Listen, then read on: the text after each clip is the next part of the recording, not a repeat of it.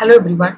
So this is the second part of Unit 2 of Rural Institution Planning and Development. The second part that we are going to cover is the preparation of the district plan.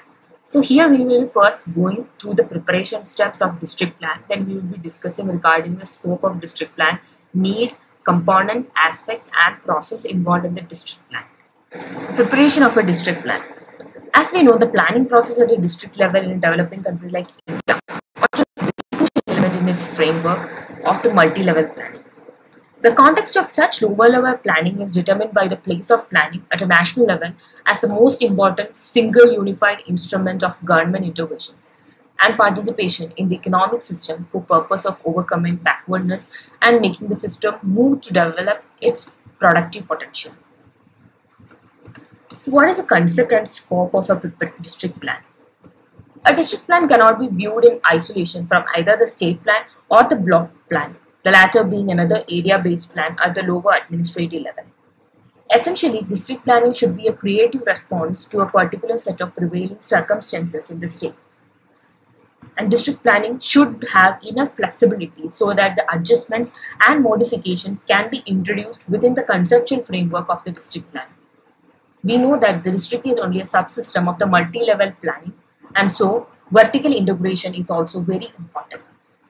District planning need to consider three aspects, mainly regional affinities in tune with the natural geographical regions covering more than one district, recognition of sub-regional elements within the district, and building up of capability, authority, and skill at local institutions.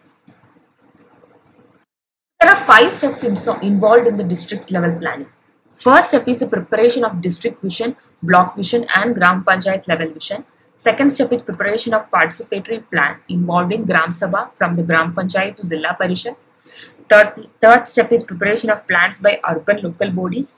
Fourth step is consolidation of plans prepared by the local bodies by district planning committees. And finally, planning starts with the preparation of vision documented by local bodies. So what is the need for a district plan? Such a plan actually would help in making investment decisions geared to the need of each district. It also will strike a balance among specific needs of the people of district. Growth potential of the areas and budgetary allocations available can be easily identified. As a district plan would represent a distinct multi-sectoral package of area-specific investment proposal and institutional arrangements suited in this context. So there are 4 components that are involved in the district plan, namely spatial component, economic component, social component and administrative component. Now we will be discussing in detail regarding the 4 components. First, let's discuss regarding the spatial component. Since the district plan is essentially an area-based planning, the spatial component of district plan is very important. Spatial plan covers all spatial manifestations, including those arising of human activities, both economical and social. When it comes to economic component, and economic planning, as we know, has traditionally been the core of planning, since the principal aim of development planning has been to increase the income and employment. Economic planning is necessary also a better resource management. And economic planning is the district need to be made in the context available financial resources. And these resources are resources available in the state for particular projects in the district, resources available from state for schemes of general nature not tied with specific projects, resources from non-government and voluntary agencies. Further, we will be discussing now regarding the social component. A district plan cannot afford to overlook the social component of planning. The task of a district plan is also to reduce social inequalities, provide social services, and ensure public participation. And the last component, that is the administrative component. As we know, administrative arrangement of a district planning and development administration have been subjects of discussion since the beginning of development administration. The Working Group on District Planning in its 1984 report considered 4 important administrative aspects for smooth functioning of the planning process.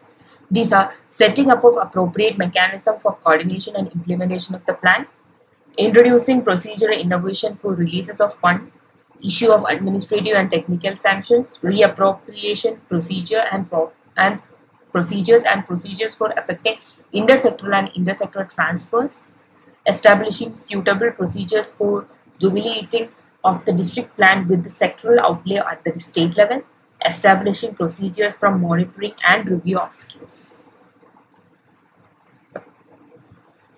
So what are the aspects of the district plan? The first aspect is a plan of rural bodies, activities assigned to them, national or state schemes and their own programs. Second aspect is plan of urban local bodies, and the third aspect is physical integration of the plan, rural urban local bodies with the element of the state plan.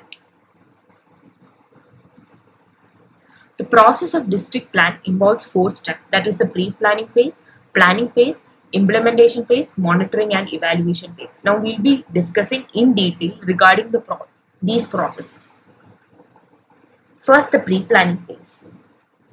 Before embarking on the district plan, the steps at the pre-planning stages are the following: defining the scope and content of the district plan, disaggregation of plan funds from the state to the district level on appropriate criteria, establishing a suitable organizational framework for district level planning, effecting criteria, administrative decentralization measures, establishing a district planning unit at the state level, establishing a proper district planning machinery, and making arrangements for the training of the personnel. Second, the planning phase. In the planning phase, the following steps are involved, that is, the formulation of major objectives of the district plan, compilation of the data for district plan, preparing the profile of district in relation to the basic objectives, formulating the main strategy and thrust of district planning, and analyzing of existing programs and projects with reference to the strategy outlined. And the third step is the implementation phase. The implementation of a district plan is the third phase in which the project and the sectoral approach of the plan get translated into practice. Successful implementation depends on the soundness of the plan adopted and coordination among these implementers. And the last stage is the monitoring and evaluation phase. So in here, as the district plan is implemented by state departments and other agencies, it is necessary to monitor its progress to see whether the projects or scheme included in it are being implemented on the lines on which it has formulated or designed. Let's discuss regarding the perspective district plan.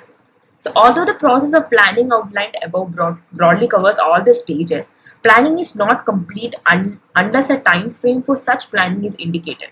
So every district plan to have a perspective plan covering 10 to 15 years for the long-term development of the district and reducing regional disparities in the development. Such a perspective plan should be based on the factors like an inventory of resources including the demographic trends, human resource areas and location-specific physical resources, economic activities with detail of institutional engaged in these activities, social and institutional infrastructure available should be included. Information about the ongoing programs, both planned and non-planned, with thorough analysis of the potential of the programs, linkages, etc. Assessment of the likely activities of the departments in the districts, etc. should be included. I hope the learning regarding the preparation of district plan is clear to all of you. Have a happy learning. Thank you.